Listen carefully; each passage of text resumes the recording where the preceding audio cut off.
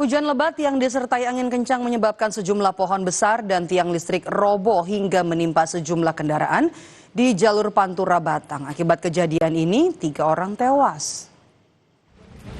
Korban yang meninggal dunia. Iki John, pirang pal akeh nemen iki siji loro telu.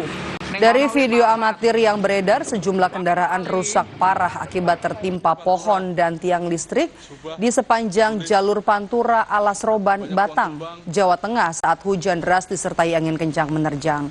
Di Kecamatan Subah, akibat kencangnya angin, pohon jati dan juga tiang listrik roboh dan menimpa sejumlah kendaraan yang sedang melintas.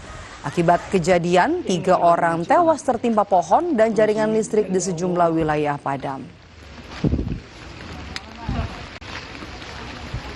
Karena